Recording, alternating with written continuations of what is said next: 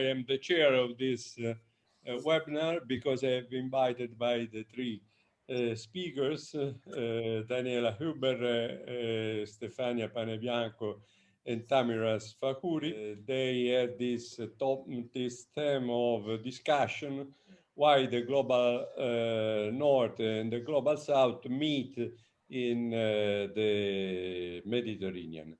I accepted and changed immediately the title, deleting the question mark. The reason is that there are two parts in this title, of course, the global North and the global South, and the Mediterranean. So there are in this title two aspects I would stress. One is the common knowledge of the Mediterranean as a bridge between Africa and Europe, or the Mediterranean as a meeting of culture, markets, religions, and so on. And this webinar want to challenge this common knowledge. Is really today the Mediterranean meeting area of diversities. The second challenge that this webinar want to make is against this or for this catchword that is global North versus global South. Political scientists have always used for the past, at least for the past 40, 50 years, the concept of cleavage to represent these conditions of societies and political systems. That to say, politics is heavily influenced by divisions in societies. I think there is a reason for using this, or many reasons for using this concept of the cleavage also in the analysis of world politics, and maybe in the analysis of the Mediterranean region of the Mediterranean politics. We agreed on some questions. There will be time at the end of these presentations for at least 20-25 minutes of this debate with the audience.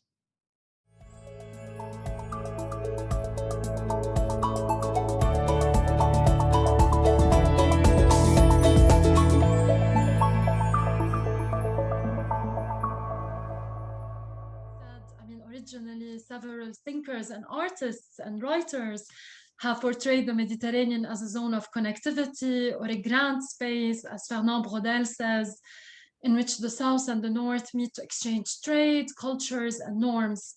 With time, however, and here I'd like to quote perhaps historian Judith Tucker and what she argues, and she says that the Mediterranean has emerged as a problematic space, a place of danger, inhumanity, and death. And here I'm, of course, quoting her words. And perhaps the fields of migration and mobility capture best the Mediterranean as a space of cleavages, rupture, and disconnection today. And as we know, scenes such as securitized borderscapes, razor barbed wires and suspended sea rescue operations perhaps epitomize the imagery of the Mediterranean as a site of exclusion. So to your question, Fulvio, I mean, to what extent the North-South cleavage matters today to the analysis of Mediterranean politics? I would say that it's very important insofar as analyzing how institutional responses have diverged across the last decades, because the seminar, I guess, asks a very important question. Are, cleavages ingrained? Are they natural? Or are they actually constructed politically? Are they structural? Or do they have to do with how politics has articulated itself? And I guess we have a big task today, or a very complicated and daunting task, if I may say, to unravel the causes of these cleavages and how these cleavages can be read, but also dismantled in a way. So to me, and according to my to my research, I thought that, you know, cleavages analysis has mattered insofar as we can take stock of why regional and trans-regional processes across the Mediterranean have not lived up to their standards and to their expectations. Why is it so? Notwithstanding the fact that the EU has allocated, you know, much money, and notwithstanding the fact that Southern partners have been eager to cooperate. However, on the ground, we have seen, you know, cleavages, divergences instead of convergences, deepening. So why is it so? And I guess that an illustrative case study could be widespread displacement from Syria, where instead of, you know, kind of synergies and policy convergence, we have seen the Mediterranean evolving increasingly into a site where we can witness the patterns and dynamics of responsibility shirking instead of responsibility sharing. And we have seen also gaps when it comes to picturing, you know, for instance, Syria's neighbors as overloaded states that have taken, you know, most of the displaced individuals, whereas, you know, states in the global north have portrayed themselves as beneficiary states in a way. So even, you know, the discourse or the rhetoric in that regard has entrenched those cleavages, both instrumentally, discursively, and practically. And I guess that this reading is fundamental also to unraveling or unlocking the entrenched power differentials, and why until now, despite all of these you know, despite all of this palette or spectrum of regional processes that have sought to bring about convergence in the Mediterranean, we see asymmetrical relationships. Last but not least, before I actually turn it to Daniela or to Stefania, I would also like to caution the fact that we should perhaps read beyond the North-South cleavage, because we've seen also a lot of convergences in the sense that contentious politics and protest movements have in the last decade also shown us that there are overlapping sympathies and common grievances across both shores of the Mediterranean. So I'm talking about the Arab Spring, but also the cascading events when it comes to the 15M movement, migrant protests in Southern Europe, but also, you know, the Occupy movement in different cities. In London and beyond. So just to show us that this divide is perhaps institutional and we ought to look beyond it and to actually track how common grievances, but also common agencies and sympathies have materialized across both shores of the Mediterranean. I have recently pursued actually an analysis for the Anna Lindh Foundation of the Intercultural Trends Survey in the Mediterranean from a perspective of cleavages and social trust. And so I want to bring this research a little bit into my answer. So what I did is I first looked into cleavages within societies in both the Northern and the Southern Med, and then into cleavages between the North and the South. So on the first dimension, within societies, what we witness in all our societies is not only classical cleavages, yeah, so urban, rural, owner, worker, center, periphery, etc., but actually a politicization of cleavages, and so resulting polarization also within societies, which harms social trust. So in Europe, of course, we have seen in the past years that such polarization is driven by the rise of populist nationalist movements, which are rooted in very exclusionary projects. So exclusionary vis-a-vis immigrants, non-whites, and non-Christians. And in the Middle East and North Africa, in contrast, we have seen that polarization has been driven more by autocratic or corrupt elites, which are mobilizing political, ethnic, or religious identities for political purposes. And this actually goes against the history of the region of multiple and overlapping identities. So these parallel phenomena might actually not only undermine trust in societies and foster division within them, but they also affect trust between societies because they reinforce boundaries between self and other, and so actually produce a cleavage between them. At the same time, and Tamiras has already mentioned this, we can also see the exact opposite trend in a way. Yes, so in Europe, there are these new social movements, which Tamiras mentions, also Friday for Future, Me Too, Roads Must Fall, etc. And they all fight for progressive causes, environmental, gender, and historical justice. And at the same time, in the Arab world, these decade-long ongoing Arab uprisings have also projected a very encompassing imagination of a new future and inclusive state building. So these movements indeed have the potential to bridge cleavages, I think, which Tamiras has also hinted.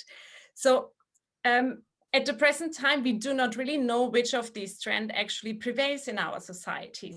And with this observation in mind, I analyzed the latest round of the Annalind Intercultural Trends Survey. And actually what I found most importantly is that there is a lot of reason for hope. But there are also some concerns, particularly from when thinking from a cleavage perspective. So in general, we see that the data show that there are large majorities on all sides of the Mediterranean, which are very well disposed to trust in ethnically diverse societies and also to cooperation between the North and the South. However, when we go into questions on what are the barriers to actually a cooperation between both sides, but the biggest barrier on all sides is language. Yeah, so that's somehow obvious. But then if we go further into the other barriers, we see that there is actually a big difference between what the North and what the South perceives as a barrier. So for the South, it is mainly visa difficulties and economic barriers, which is of course not surprising. And for European countries, it was a bit surprising for me to read that the main barrier which is perceived or mentioned are cultural constraints, cultural tensions, and conflict throughout history. So reflecting on these outcomes of these surveys, then I would say the North-South cleavage in the Mediterranean is perceived through the barrier to the freedom of movement for people in the South, and through the huge economic disparity between the North and the South, whereas in the North, the cleavage is mainly perceived in cultural terms. And I think that in light of 25 years of Barcelona Process, so that's a quarter of a century actually, and the ideal of a security community in which this invested, I think this cleavage is rather concerning. And you ask, does research on cleavage matter? And I think coming from a very practical policy perspective also, and I'm working in a think tank, it absolutely matters when we have these data in mind. I hope to test a couple of ideas that I am elaborating myself in order to write the introduction to an edited book that has Fulvio's chapter as one of the masterpiece, one of the most important chapters in the description of the Mediterranean today. I will try to profit of this round table, of this webinar, in order to really test to what extent we can imagine the Mediterranean as a Mediterranean global South, and then I will try to be not provocative but hopefully constructive, and not in constructivist terms as it was 20 years ago, but in constructive research speaking, research oriented this afternoon, in order to see to what extent this concept of Mediterranean global South is convincing or not, if it can represent a new frontier to understand the Mediterranean. Considering that there is a huge literature on the Mediterranean, I acknowledge what has been done, what has been already mentioned and recalled by my previous speakers. The questions that I have adopted as the departing point are: what does the globalization tell us concerning the Mediterranean? Where can we locate the Mediterranean today? What kind of area is the Mediterranean, considering the global transformations that have recently involved it? Well, in the end, there is one question that Fulvio has suggested that concerns the new agenda on the Mediterranean, and you will realize that probably it is as if nothing has happened since the Barcelona Declaration has been launched 25 years ago, because according to the European Commission, but also the European Council that has accepted, that has adopted this new agenda, it is as if we were still in 1995, identifying same goals, almost same strategies. Then why do I suggest this concept of Mediterranean Global South? Because I really think that it can be considered as a junction, a place where really Global South and Global North meet, considering that it is, in my view, not possible to consider the Mediterranean area as being at the outskirts of world orders. It is part of world orders, and it can play a role, because it does play a role, and it's really has a contribution to provide to world orders, if we consider that there are several problems, as Fulvio was mentioning, that arise and characterize any parts of the world, but also the Mediterranean, that do prove that interconnection is crucial. And if I think about interconnection, I think that interconnection, COVID-19 has demonstrated interconnection, but we might mention, as the EU institutions are currently doing, climate change, of course, migration. There are problems that do prove this interconnection, and therefore it is important to understand where really power resides, who takes care of the common problems in the area, and how, which structures, which strategies are identified and adopted in order to address the current problems. And again, I would consider that security can be defined in different terms. One of the most recent definitions we can say probably is health security, that has recently entered into the agenda.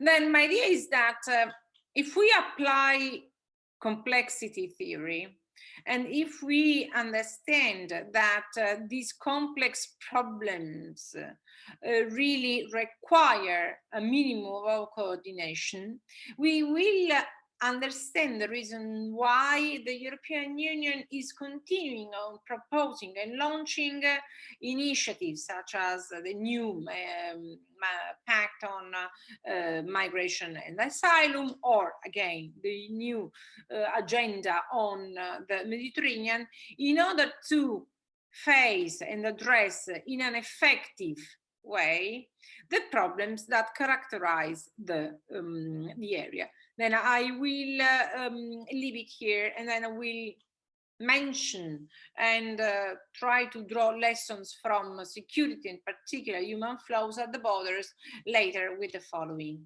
questions. Thank you.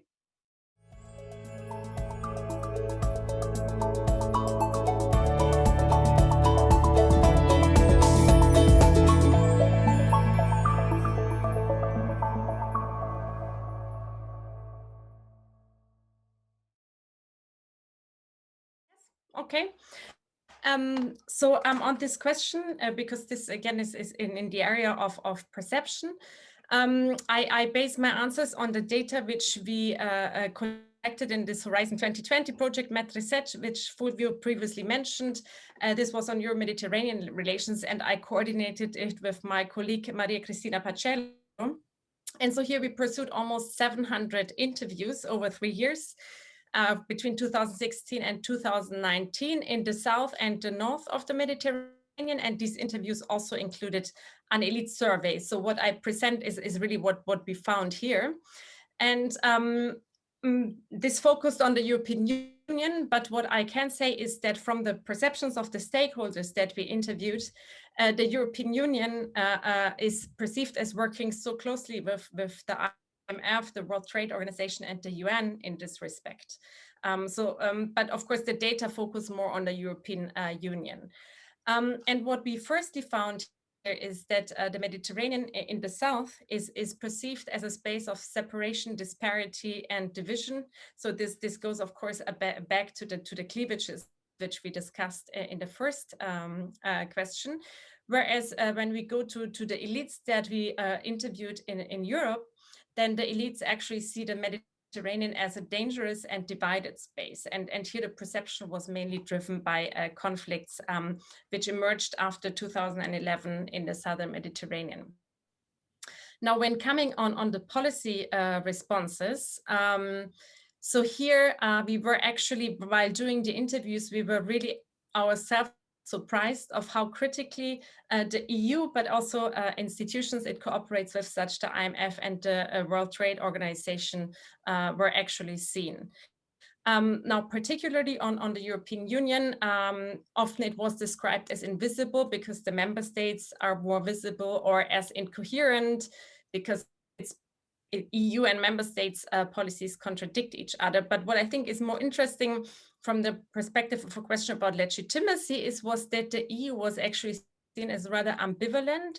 So on the one hand, supporting civil society, and on the other hand, working with authoritarian rulers.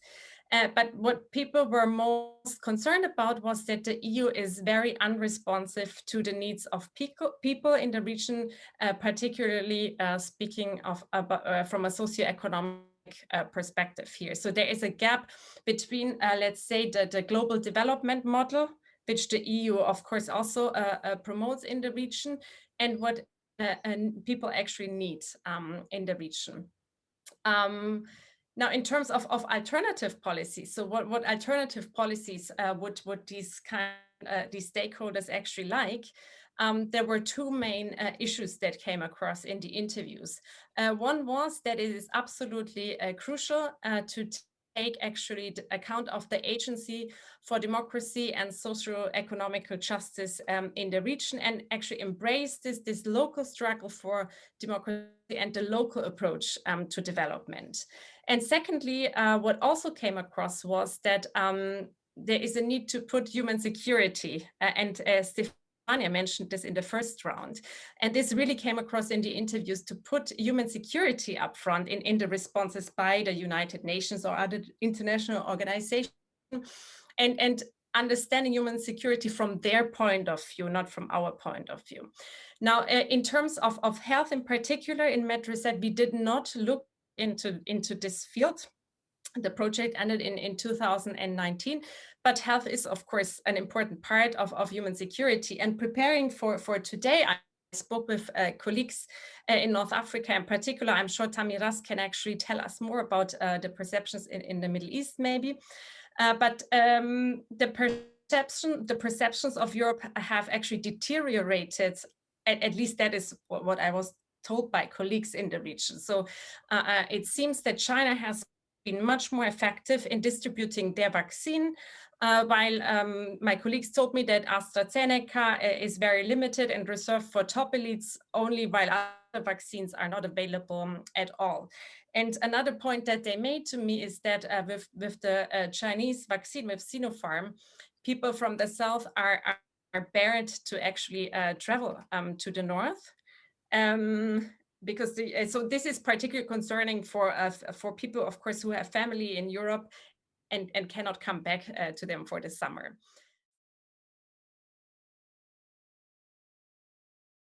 So much. So I'm going to build a little bit upon what Daniela said in this regard when it comes to the policy gaps, and to your question, Fulvio, about Mediterranean elites and protest movements. And I would like to focus a little bit on the issue of political governance and contentious politics in the Mediterranean, and what it actually reveals about when it comes to these increasingly clashing visions across both shores. So as I said at the beginning, perhaps migration is the most visible site where we can see, how the Mediterranean has evolved into a site of exclusion. At the same time, and what is, however, less visible to the eye, is how the Mediterranean has come to reflect increasingly clashing visions of political governance across both shores, and what recent protest movements have revealed to us as far as these clashing visions are concerned. So originally, of course, through the Barcelona Process and the European Neighborhood Policy, the EU has sought to shape the Euro-Mediterranean region as a geopolitical space where political systems and societies and perceptions can converge. Still, and as many critical voices have demonstrated, we've seen the opposite. So these processes of Euro-Mediterranean policy convergence have in fact lost their attractiveness. And I guess Daniela, what she's just said and pointed out, reveals that these policies are no longer timely or relevant because first, they have not been able to capture the aspirations and yearnings of people on the ground. And secondly, they have lost their attractiveness because they have been mostly top-down rather than bottom-up, and because they have revolved mainly around security interests and cooperation with long-standing authoritarian regimes in the Middle East. And also, the EU script of democracy promotion has been criticized for being a one-size-fits-all model, ignoring in reality how conceptions of democracy differ across spaces and contexts, and how a standardized vision of liberalization fails to capture imaginings of change in various settings. So in the sense, the rhetoric of convergence really in terms of political governance across both shores of the Mediterranean has remained merely aspirational. And I guess that the cases of the 2011 and the 2019 Arab uprisings are perhaps some of the most fascinating and important cases for understanding why the global North and the global South have not met really in the Mediterranean. So almost 10 years ago, as we all know, uprisings in various Arab states from Tunisia to Syria have really left the world spellbound. And again, in 2019, the world was surprised with the outbreak of unprecedented revolts in states such as Lebanon, Algeria, Sudan, and Iraq. And despite, the pandemic, at certain times in Lebanon and Algeria, protests were still in full bloom. So this has led various scholars to ask, why do protests in Arab states keep happening regularly, defying expectations of the contrary? So here it's interesting to me, Fulvio, in response to your question, to analyze whether, and if so, how the Euro-Mediterranean partnership has lived up to the expectations of the people who have called for social and economic justice and for more responsive forms of governance. So I guess initially, the EU has reacted, at least rhetorically, with much enthusiasm to the so-called Arab Spring. Expressions such as deepening democracy and prosperity became widespread, deepening democracy across both shores of the Mediterranean. Yet later on, as some of the uprisings degenerated into upheavals or wars, the EU has reverted really to its default position that focuses on security and cooperation with stable or stabilized governments. And these governments, as we know, do not necessarily represent people's aspirations, nor do they reflect the diversity that has been inherent to the Mediterranean. So, and in 2015, reacting to the aftermath of the so-called Arab Spring, the EU revamped its neighborhood policy, adopting this more pragmatic perspective towards democracy promotion and privileging stability and resiliency. As we know, however, and this is why we are here, I guess, and we are taking stock of the developments, this approach of stabilization in the Mediterranean has evolved into a very contested theme. A hotly debated question is whether, this policy focus on principled realism, instead of dealing with the roots of conflicts, dispossession and vulnerability, climate change in the Mediterranean, so on and so forth, whether this focus has rather obscured in practice accountability over vulnerability, dispossession, and conflicts. And here, just to wrap up, I would like to allude to the example of Lebanon, a country which has known last year an unprecedented revolt and in which the EU has been a key funding power. And I guess the Lebanese case really behooves us to think, because it expresses best the limitations of this contested approach of stabilization and resilience that has been really the symbol or the paradigm of Mediterranean, let's say, policy convergence in the last decade. So in the wake of displacement from Syria, the EU has allocated massive aid to help Lebanon build its capacity to host refugees.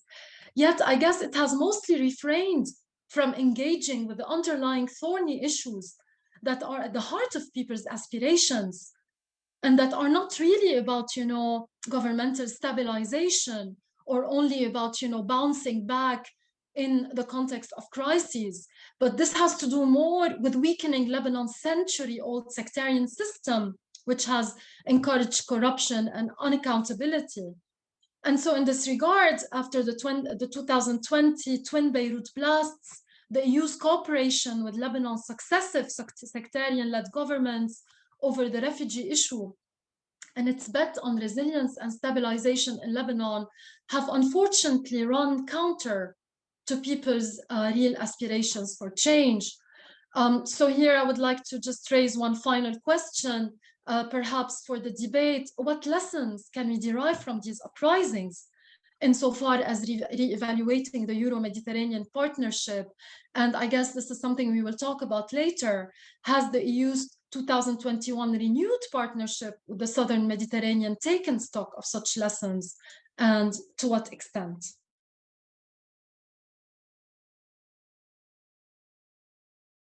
Fulvio, I will pick among the suggestions. You mentioned the elite, and you also mentioned protest movements. I will actually pick in particular the role of the elites, because I think that if we want, as it is my position, my objective, if we want to overcome this cleavage between global south and global north, I imagine a Mediterranean global south that can effectively address the common problems, the problems that affect the area. If we go through the documents of the European Union, we see that even probably today, more than in the past, the European Union is addressing, or at least has identified as goals to be addressed, collective problems that are in a way new, such as maritime security. I mentioned already human security, but I can mention maritime security. Climate change has been mentioned already. Economic security, health security. This means that in order to be effective, in order to identify effective strategies, all the actors, the relevant actors of the area, have to be taken into account and involved in what can be considered an inclusive governance. And the European Union is already adopting this kind of inclusive strategy, in the sense that, in my view, there is an increasing perception and acknowledgement that if we want to address the problems which have origins very far from the Mediterranean, we have to take into account, we have to include in the solution of the problem those countries, for example, such as the Sahelian countries or the sub-Saharan countries, that are that are those countries, the countries where problems arise. This is, in fact, the goal of addressing the root causes of the problem, to interact and cooperate with the countries that are part of a sort of wider Mediterranean area where these insecurity problems and issues arise. And this is not new, because, for example, if we consider what the European Union is trying to do with Niger, cooperating with Niger. But of course, this is something different from what the European Union has also done, unfortunately, with the process of externalization, that is to say, externalizing to border countries such as Libya and Turkey the task of managing the borders. This is, of course, something completely different, because the alternative to externalization is to elaborate and adopt and therefore implement inclusive strategies that include the relevant actors, all those actors that are not really under the radar very often. I have recently worked within a project based upon this decentering, and I think that thanks to the decentering approach, the question that I have raised at the beginning, where does power reside, can be answered looking at really where things happen. And if we consider, for example, the management of the borders, there are very often actors that are active on the ground, non-state actors, civil society organizations, international organizations, volunteers, that are active on the ground at the borders, that very often are not taken into account when the political interest is focused entirely and inappropriately on the elite, on the governmental levels. And this is the same thing when we talk about the centering. It is the same thing if we think in terms of countries that remain often at the borders, that have relevant roles to play in order to be effective. Because if we want to address these different dimensions of security effectively, it is important that these common approaches involve relevant actors, those actors that have a crucial role to play. And this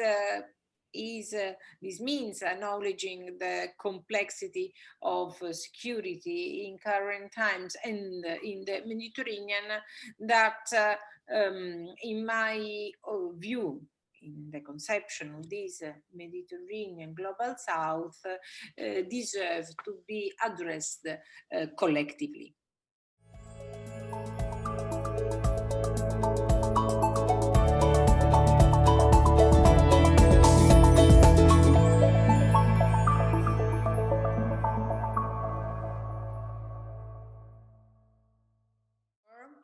Well, in the first part of your question, you refer to intra-EU deal or deals on migration, aiming at producing asylum reform or migrant receiving measures, migrant camps, etc., and so forth. I think that the question that you are raising really represents the complexity of the European Union attitudes and strategies aimed at elaborating migration governance.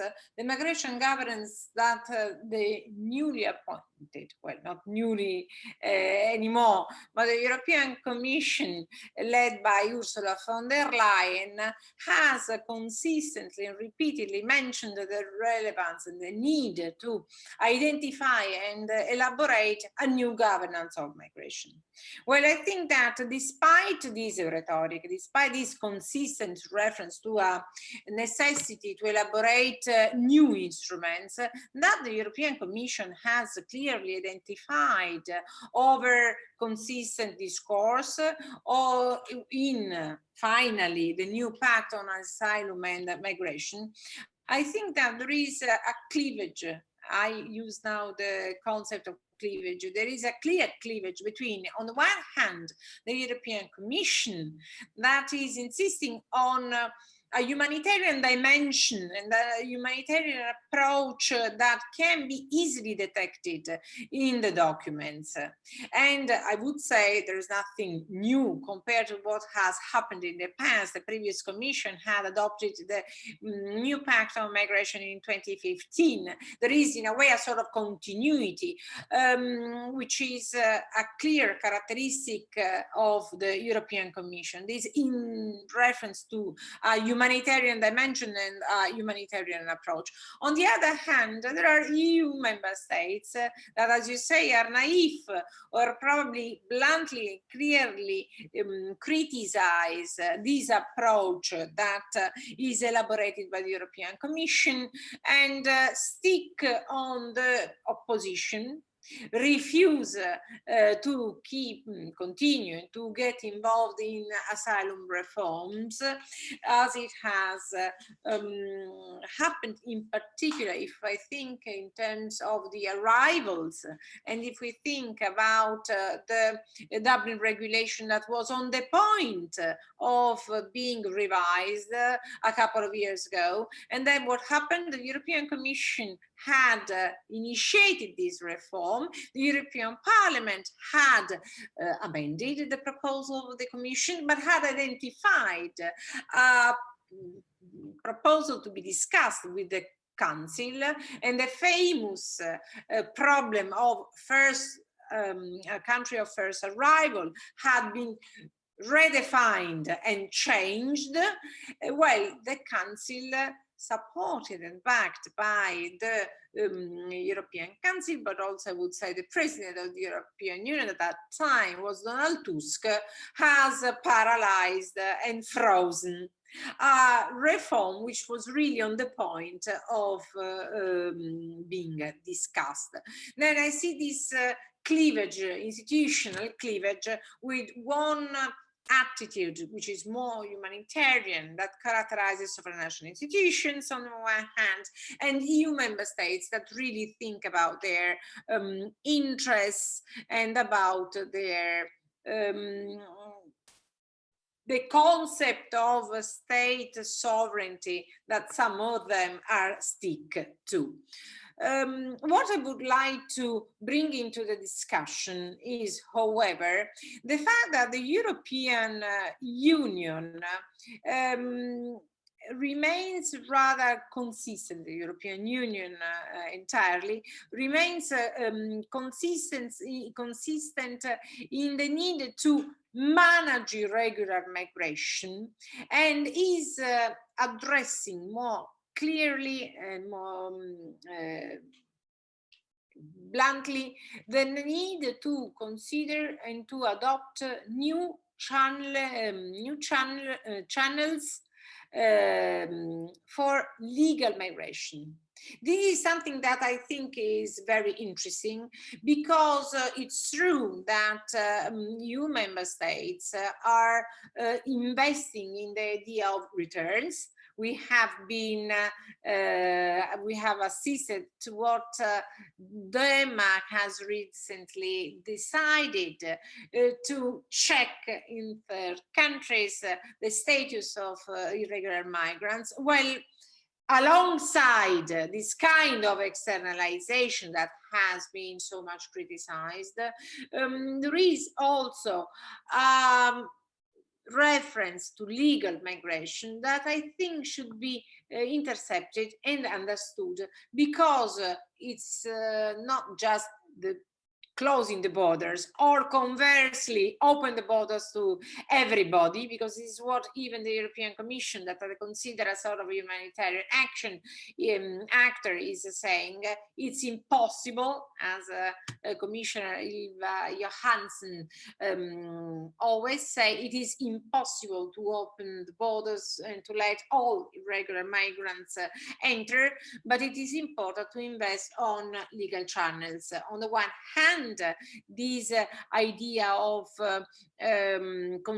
letting qualified workers enter. And I have in mind, for example, the directive establishing the entry and residence conditions that is currently being drafted.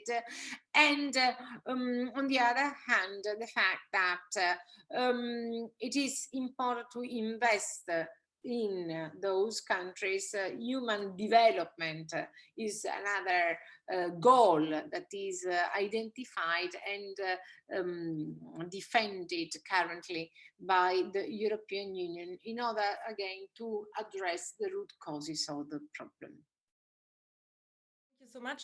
Well, I want to say that unlike Stefania and Tamiras, I'm actually not a migration expert. So what I present here is rather that it's not really based on my own research, but it is based on a research program which I'm developing with colleagues, Stefania, but Sarah Wolf, Nora Fischer-Ona, Sharon Lecoq, who I've seen is here with us today, which is the idea of decentering research on European foreign policy.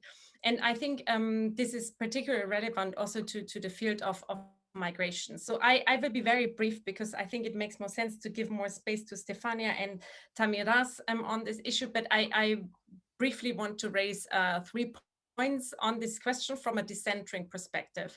So the first point is that decentering always means to historicize current phenomena. And in this respect, while reading your question, Fulvio, I was reminded of the quote of Arundhati Roy, the great Indian thinker, in an interview that she had on the New York Review of Books, where she has put it in a somewhat provocative way, saying, well, if we look back in history, then, and I'm quoting her now, colonialism needed to move large populations of people to work in mines and on plantations, and now the new dispensation needs to keep people in place and move the money. So end of quotations. So I think what would be very helpful for the research on migration phenomena from and respective European policies is also a little bit to have this historical dimension in mind, because this raises also a particular question of what are the root causes of Europe actually adopting such an approach today. Secondly, decentering always means to contextualize migration also in a changing world. And here is what we see is that in a globalized world, the movement of good people and ideas are increasingly not actually animated by north-south linkages, but rather by south-south linkages, as most of the world migration actually is happening in the south. And when Tamiras previously mentioned the case of Syria, that's an example, because of most of the refugees actually went, of course, to Lebanon, Jordan, and Turkey. Meanwhile, what we also observe is that the UN-based global governance structure is becoming ever more fragmented. While world politics, and that applies, of course, to migration in particular, is driven by a wide array of actors. So we really need to explore novel ways to pursue policies in that area.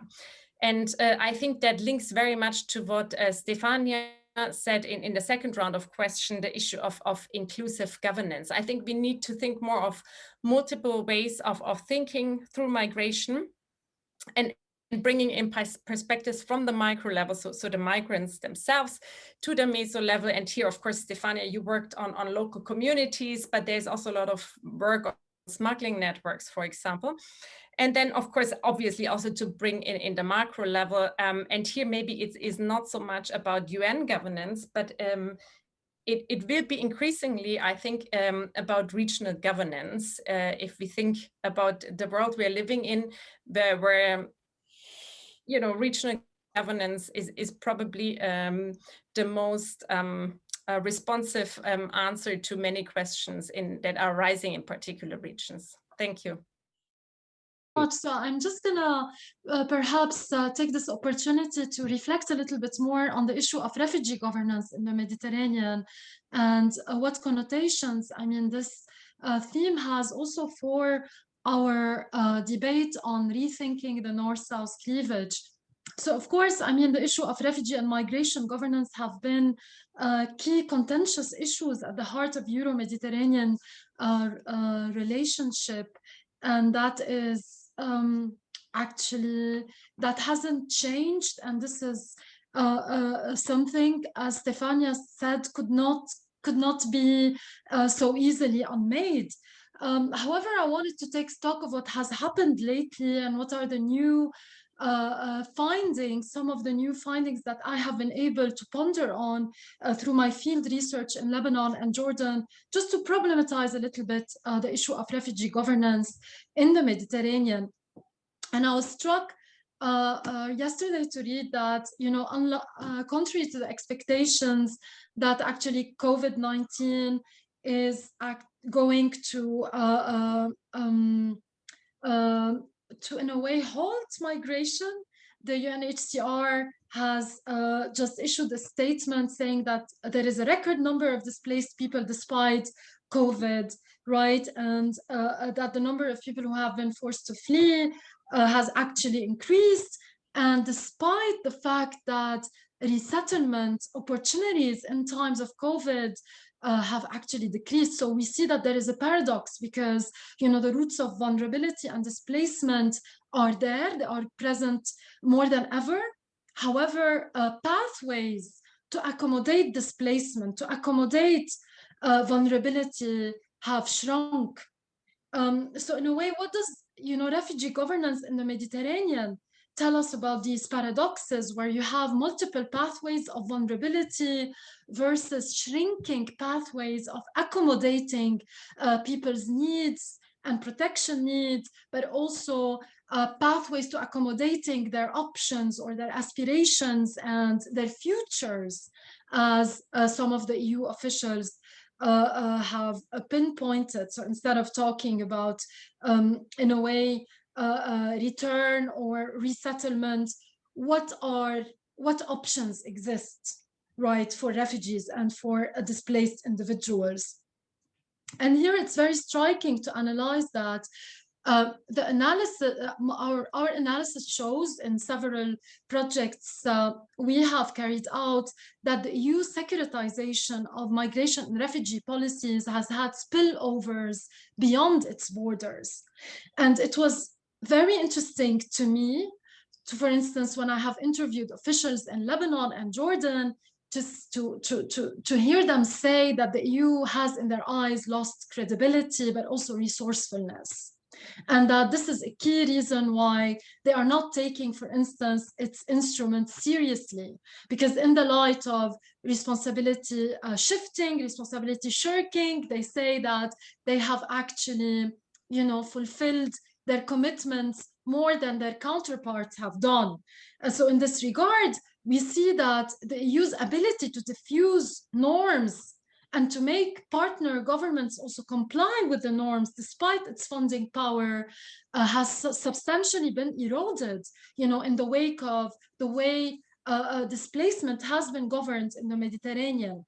So what does it tell us today about the EU's normative power? What does it tell us about its capacity in a way to rescale or to adjust those asymmetries across both shores of the Mediterranean? And I guess, as Daniela said as well, we should very carefully, in a way, monitor the issue of Syrian displacement, because displaced individuals are in Syria's neighborhood, and thereby host governments there have acquired, magnified leverage and ability to contest, the Mediterranean pathways of doing things and doing policy together. And I think this is very important for us to think about how inclusive governance actually could be rethought in the wake of this refugee governance crisis. And I insist on the word refugee governance crisis rather than a refugee crisis. So I would like just to bring in final insights here. Are there new ways to think refugee governance in the Mediterranean? So rather than focusing on Euro-Mediterranean policies, is it possible, for instance, to think about trans-regional processes?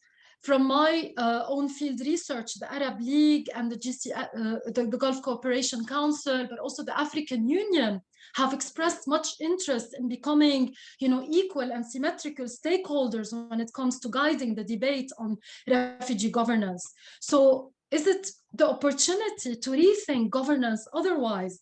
Is it the opportunity here to actually talk about Mediterranean migration governance in a more inclusive and reflexive form? And is it also an opportunity for all actors to come in together and to rethink what responsibility sharing could mean in the Mediterranean? And I see finally that perhaps the new agenda on the Mediterranean has elements that could be promising. For instance, the EU talks about triangular relationships or talks about, South-South relationships. So how can we draw on this multiplicity of relationships and synergies, to rethink or ponder or perhaps to revitalize this debate on migration governance in a fairer, more inclusive and more reflexive manner? So I guess these are ambitious questions, and I will stop here.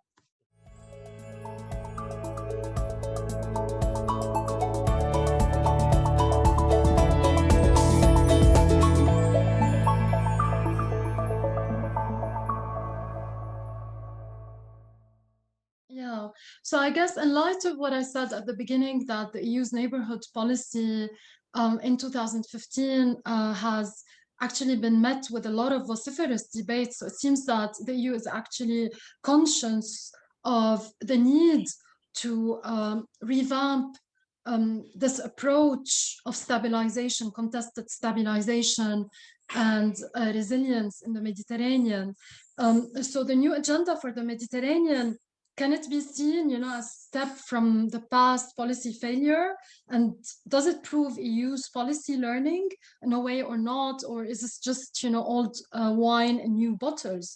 So I just want to articulate a few thoughts very briefly. So first of all, I think that this initiative is badly needed, especially when it comes to thinking about the controversy over the EU's contested stabilization and resilience agenda, and the fact that this agenda has been very vague, it has been very elusive when it comes to dealing with the roots of dispossession and vulnerability, but also conflicts in the region.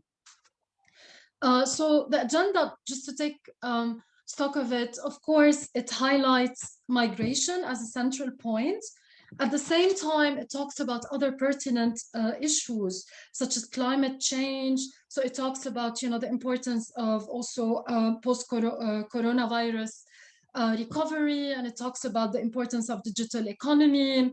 But it also talks about the importance of, sharing vaccines around the Mediterranean. So it introduces new elements that have been saluted by critical scholars and practitioners as particularly interesting. And what I found interesting is that it also highlighted kind of the importance of linking the EU's aid with anti-corruption measures. And that's important, because maybe it could pave the way for rethinking the EU's role when it comes to negative conditionalities in the region. As Daniela highlighted in her study, there has been this kind of negative linkage in the fact that the EU has cooperated and has funded, authoritarian governments. And this has, increasingly brought up tensions to the fore. So at least the EU is cognizant of this and is trying to rethink, how it can link its aid with accountability, with anti-corruption measures, and to what extent, can it be consistent in this rhetoric practice, let's say, duality. However, scholars and practitioners have also stressed the fact that there are a lot of omitted aspects. And this agenda could be just, like a facade or a cosmetic surgery, because there is no mention, for instance, of deeply controversial issues, such as how can regional economic cooperation be revamped? Because as we know, from the last assessment of migration and trade policies, for instance, we have seen like how asymmetrical trade cooperation is between the EU and partner governments, namely Jordan and Lebanon, for instance. So in this regard, we don't see actually how trade economic cooperation could evolve into an area of symmetrical cooperation where societies can converge. Most importantly, there is no mention, for instance, of discrimination of minority groups from, in the new agenda. And this has been, for instance, a very important topic lately within EU member states. And, there has been this voice that the EU should be able actually to address the failure of multiculturalism and how it can also accommodate diversity within its borders. So we feel like it's more an issue of management rather than really addressing the thorny issues that are there that can really derail this debate on migration, integration, so on and so forth. And most importantly, in terms of migration, I don't think that the EU addresses very concretely how it can devise separate pathways for legal migration, irregular migration, refugees, and displaced individuals. For instance, one of the critiques previously was the fact that the EU is lumping in its policy tools, all migrants together and talking about mixed, migration. However, what is the strategy actually for when it comes to casting migrants as dignified individuals who have, their own trajectories, their own pathways, their own aspirations, and also different plights, different struggles. And some scholars have particularly highlighted this.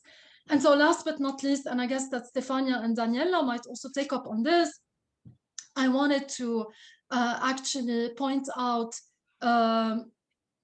to the EU's low capacity in conflict management and in addressing the regional, conflicts that have happened.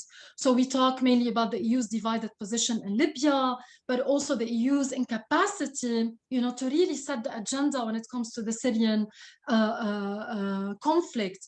And here we see that with the new agenda, the EU wants to take an ambitious role in assuming a conflict management position and in trying actually to tackle major regional and external security threats by addressing radicalization, terrorism.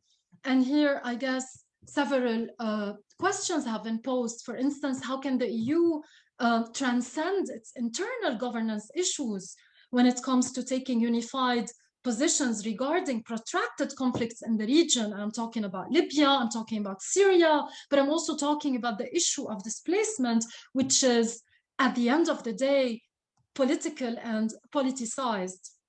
So I guess here, perhaps the new agenda on the Mediterranean could play a role in allowing, a wider pool of stakeholders to deliberate on how such issues could be addressed. And perhaps the EU could, in this regard, integrate, for instance, new players or new stakeholders, for instance, Mediterranean cities, like rethink cooperation not only with governments, but with a more diversified pool of civil society actors. One of our findings, for instance, regarding the EU's cooperation with Lebanon is that the EU always deals with the same actors, right? So how can the EU diversify its palette of cooperative tools? How can it, try to decentralize or devolve or decenter its agenda so that it becomes more inclusive when it comes to welcoming cities, civil society, mayors, representatives of communal groups? And I think this is a very important question that we should ask when it comes to rethinking the global South, global North debate, because at the end of the day, it's just an institutional chasm, and people have a lot to do when it comes to transcending it and to, creating their own alternatives and, trying to brand also their own agency in this debate. Referring to the first part of the question, you have already provided the answer. The European Union has not been able to learn from the past.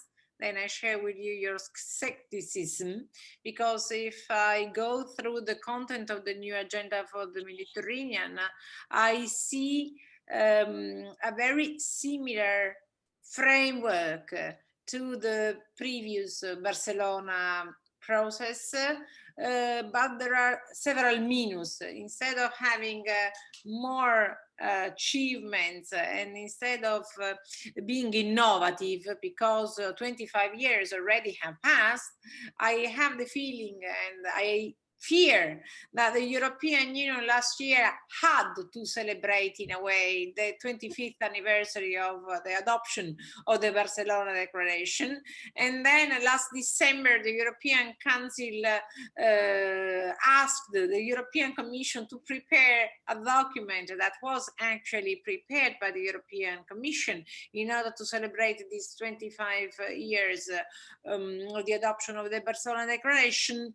And then there is not much new in this new agenda for the Mediterranean.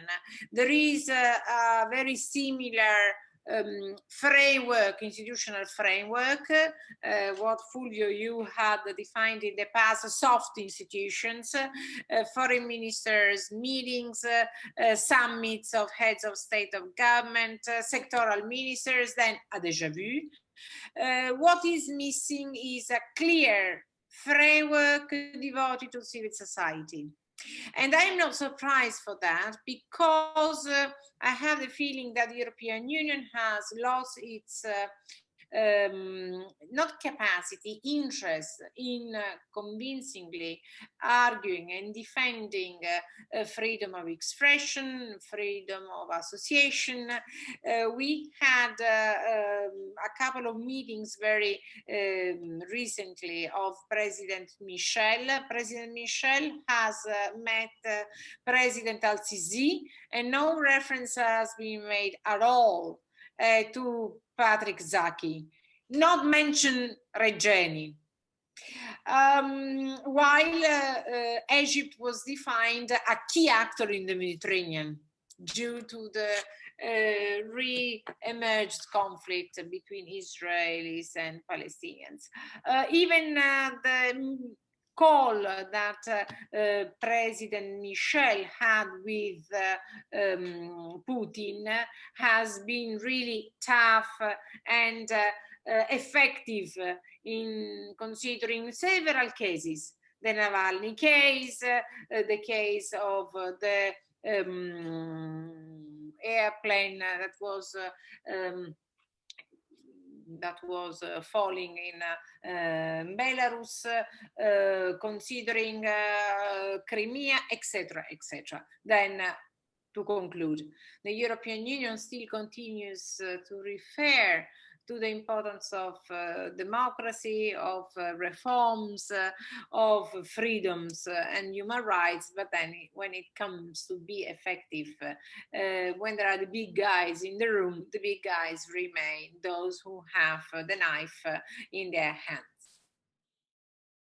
Well, I couldn't agree more with what Tamiras and Stefania have said, and also to look a little bit at this new Mediterranean agenda in context. I mean, if we look back a little bit into history, then we see that, for example, after the two Arab-Israeli wars in 1967 and 1973, the European community came out with the global Mediterranean policy and with the Euro-Arab dialogue. After the Cold War, the EU came out with the Barcelona Process. In the early 2000s, after the big enlargement, it came out with the neighborhood policy. And I think 2011 with the protests, it's obvious that it has shaken the region, but the EU has not come out with any kind of similar initiative to these three I have previously mentioned. And I have to say, if we think about it in these terms, yeah, then the new Mediterranean agenda really looks more like a little agendina than actually a real initiative.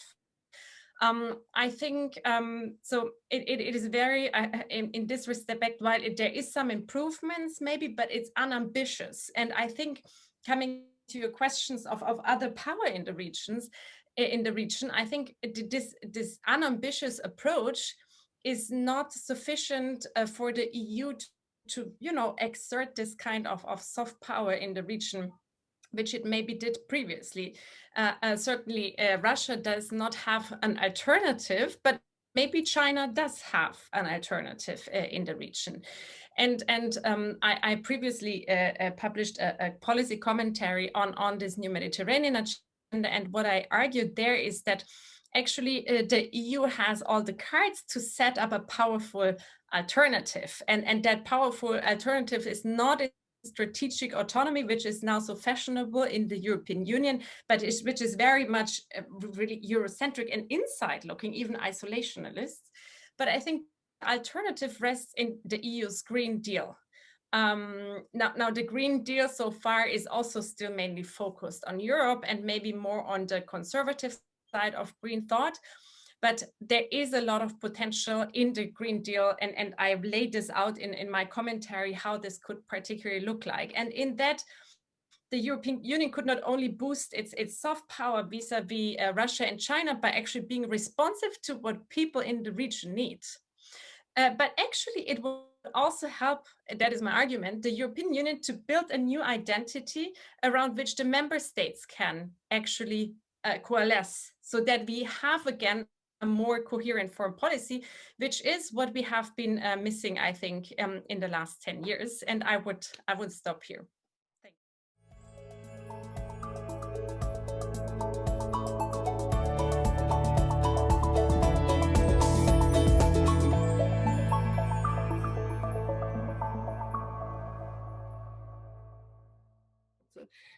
you. There was something in the discussion that caught my attention, and in particular, it was Stefania's idea of the Mediterranean as a juncture between North and South. I think Tamiras also referred to it as well. And I was thinking in particular about free trade agreement that has led to the African Continental Free Trade Area that was saluted as a game changer for the entire continent because it really covered the entire continent. However, it is rather interesting that if we think about North African countries, they have signed, but they have not ratified yet this agreement. And I was wondering whether really this current changing environment could really enable aggregations of countries that have been divided so far and increase the dialogue between North African and South African countries at the expense of what is otherwise this North-South divide in the Mediterranean area, or whether North African countries tend to reproduce this divide in the continent, so pointing at their being at the juncture rather than south. So I'm asking you this question, and it would be interesting for me to know also from your perspective the space that China could really have in the Mediterranean area. We know the potential, but in your opinion, can it really gain space and traction? Thank you. Just a question. You have already spoken about it, but can you add something more about the role of the EU military missions in Africa, for example, for improving or maybe for bridging the gap between, in terms of security, between the European North and the African South? I'm referring especially to the Takuba missions and to other missions in the future, and also the role of Italy. It would be interesting in this perspective. And a short and theoretical question. And one of the main difficulties, in my opinion, involved in studying the Mediterranean is that it is several phenomena at once. It is first a feeling, may I say, a psychological factor, for example, related to migration, and a psychological factor with a strong legacy, both in terms of conflict and cooperation. But the Mediterranean is also a strategic space or strategic attitude, may I say a field of rational choice calculation of states, and that is to say a strategic complex, in other words. And finally, the Mediterranean is also a relationship between peoples and institutions. And in this case, the best way to study this area is to study, in my opinion, trust networks, interpersonal connections. So adopting your approach, what Fulvio said is a cleavage, the Mediterranean as a cleavage, as a divide between North and South. I wonder if this approach should be conceptualized in the framework that I proposed, feeling, strategic attitude, or relationships. Maybe this is to say, in other words, man, the state, and societies. Very briefly on the space China can have in the Mediterranean. This was part of our elite survey, but as I said, this was done in 2016-19, so maybe things have actually changed with COVID and the vaccines, I can imagine, yes, but this is not part of the data I have.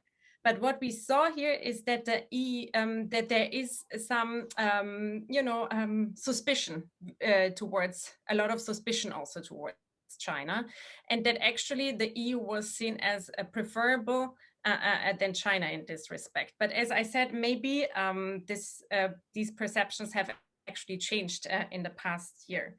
On the role of EU military missions in Africa, I know less about the perceptions about EU military missions in Africa. I know more maybe perceptions about missions in the Middle East, and particularly in Israel-Palestine, and also in Lebanon, there is UNIFIL, which has an important Italian contingent, of course. And there is a lot of contestation around this. Yes, so in Palestine, the European Union's mission has been seen as part of a security governance of Palestinians, for example. UNIFIL in Lebanon is there is a lot of contestation happening in the UN Security Council, which are directly related with politics in Lebanon. Tamiraz, of course, knows this much better than me, but which can at the time, be also quite add fuel to tensions sometimes. So I would say in terms of perceptions, it's a mixed bag. And coming to the last question of these different levels, the Mediterranean maybe as a feeling, as a strategic complex, and as a relationship, I think that probably we cannot, I understand these are different levels of analysis maybe, but then I think that when analyzing politics in the Mediterranean space, it's very difficult to actually disentangle these three levels. Thank you. I'll be very brief, actually, and I apologize if I'm going to overlook any question. I don't think we have the time to delve into all of the fascinating questions. So I just wanted to kind of, formulate some ideas. So first of all, to Carla's reflection, I felt like, of course, we should emphasize the fact that perhaps adopting the global South versus global North binary has made us overlook, in a way, the specificities of the different regions and the regional subgroups. In fact, like when we talk about, the Mediterranean, what is the Mediterranean? How does North Africa position itself vis-a-vis the EU? It says, of course, that it has other dilemmas, it has other challenges. The Middle East also, espouses this discourse of having more regional conflicts. So I guess it's also important for us to contextualize a bit more our debate when we talk about the Mediterranean, and to contextualize the different struggles that regional blocs and groups capitalize on in order to leverage sometimes the partnership with the EU. For instance, Morocco, Tunisia, and Libya have talked about other dilemmas, other quandaries, other struggles than Lebanon, Syria, Jordan in this regard. So yes, this could perhaps be, I mean, this is addressed particularly to Daniela. This could be, you know, the subject of our next seminar when it comes to breaking down this binary a little bit and talking about the specificities of dilemmas. One last thing concerning the question on China. Well, from my own field research, I have seen that increasingly the political elite and the divided political factions are using the China-Western divide as leverage in their discourse in the Middle East. For instance, as you know, there has been this controversy over Western powers and particularly European powers no longer wanting to fund the Lebanese government in the wake of the Beirut blasts, and because Lebanon has not delivered and has not actually created accountability mechanisms. So, for instance, Hezbollah has stepped in and has said, but there is China.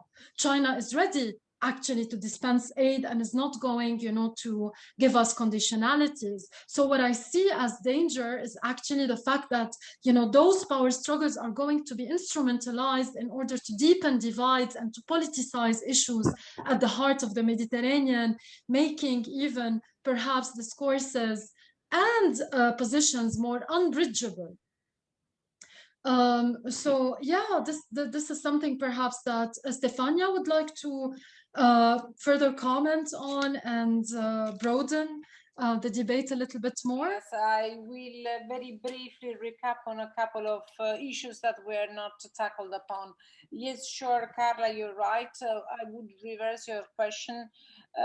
Instead of asking why are the partners willing to be part of cooperation, I will say, are they incentivized? Where are the incentives? Because still the issue is whether the European Union is able to provide enough incentives in order to involve the partners to be part of cooperation platforms. What has changed in the new agenda for the Mediterranean is a clear reference to new international platforms such as WTO and international financial institutions. I have the feeling that the European Union is trying to convince the partners that it is important to modernize trade and investment in order to be part of the global order, the existing global order, and it is important to modernize and revise the existing economic and financial system in order to achieve sustainable growth. The European Union is providing and insisting on the EU objectives and goals that the EU considers important, such as climate change, such as sustainable growth, environment, green economy, etc. And it's trying to involve the partners within these platforms. I cannot add that much on the military missions. Italy was trying to have a role in sub-Saharan countries, but then the accident to the Italian ambassador, I think, and I fear that will in a way reduce the role that Italy was trying to play in order to have a role, in order to involve the partners, investing on diplomacy, first of all, in order to have a role in Western Africa. Emilio, what you suggest is very fascinating and definitely provides food for thought for further research and webinars.